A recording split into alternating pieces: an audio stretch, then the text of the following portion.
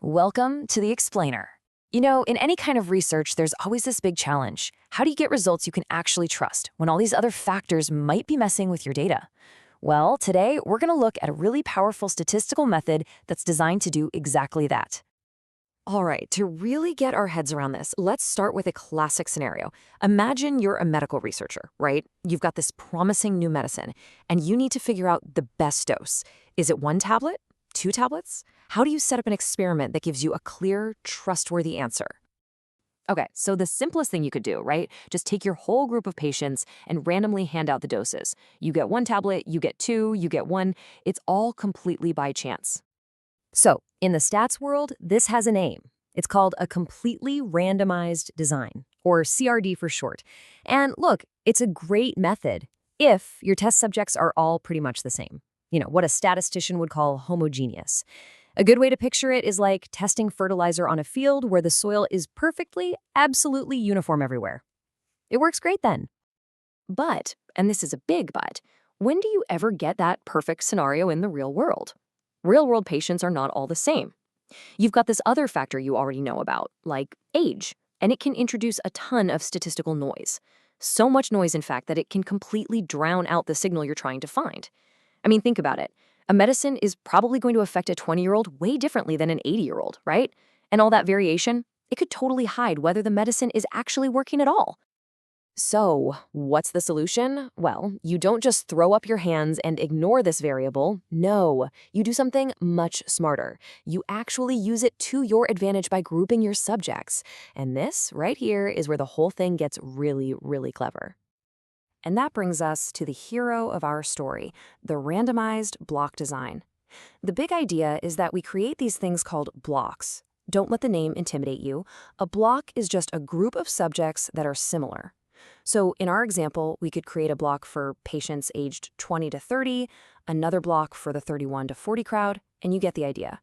The whole point is to make the people inside each block as alike as possible. It's actually a pretty straightforward process. Step 1, you pinpoint the thing that's causing all the noise. For us, that's age. Step 2, you group everyone up into those similar or homogeneous blocks to get that factor under control. And then step 3, and this is the most important part, you run your random tests inside each of those little groups. Okay, so why does this work so well? What's the secret sauce? Well, it's all built on 3 fundamental statistical principles that work together in a really elegant way. First up, we still have randomization. You absolutely need that to avoid bias. But here's the twist. We're not just randomly assigning treatments to the whole big pool of people anymore. No, it's a much more focused, strategic kind of randomization that happens inside each one of those age blocks we created. The second principle is replication. This just means that within our 20 to 30-year-old block, some people are going to get one tablet and others will get 2. And then you do the exact same thing in the 31 to 40 block, and the next one, and so on. The key is that every treatment gets tested in every single block. That's what lets us compare how the doses work across all the different age groups.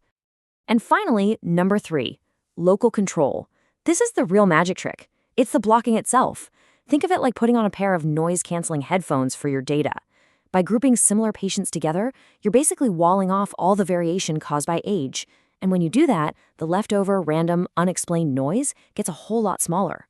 And that makes the real effect of the medicine, the signal, much, much easier to hear. Okay, so we've done all this careful setup. We've identified our variable, we've created our blocks. What's a big payoff? Well, it's something really powerful. It's the ability to cleanly untangle all the different things happening in your data. The way we've collected this data, it's now perfectly set up for a statistical tool called a two-way ANOVA, or analysis of variance. Just think of ANOVA as a special kind of data processor.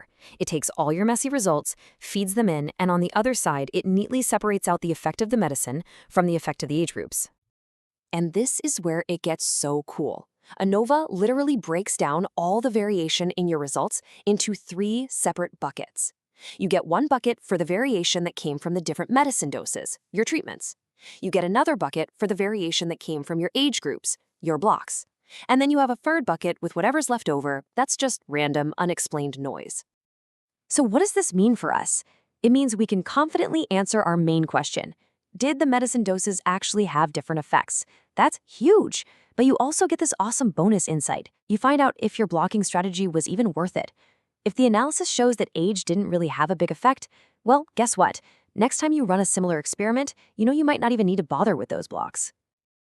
Now, I know we've been using a medical example, but don't think this is just for doctors and scientists. This incredibly smart design is used all over the place, in so many different fields, anytime someone needs a clear answer to a complicated question. I mean, its versatility is amazing. In agriculture, you could be testing fertilizers and your blocks are different types of soil. In the tech world, maybe you're comparing website designs and your blocks are the different web browsers people use, Chrome, Firefox, Safari. In a factory, you could be checking machine performance and your blocks are the different shifts of workers. It doesn't matter what the field is, the logic is always the same. Control for the variation you know about so you can get a clearer look at the thing you're trying to measure. So really, when you boil it all down, that's what a randomized block design is.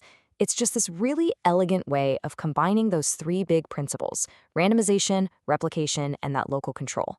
You put them all together and you get a result that's way more precise and way more reliable. So here's the big takeaway. If you can identify those known variables that are creating noise in your experiment and you can control for them by grouping your subjects into blocks, you can design much smarter experiments that give you results you can actually believe in. It's such a powerful way of thinking, and it kind of makes you wonder, right? In whatever you're trying to figure out in your work or your life, what are the hidden factors, the blocks, that you've been ignoring? What's the noise that might actually hold the key to a clearer answer?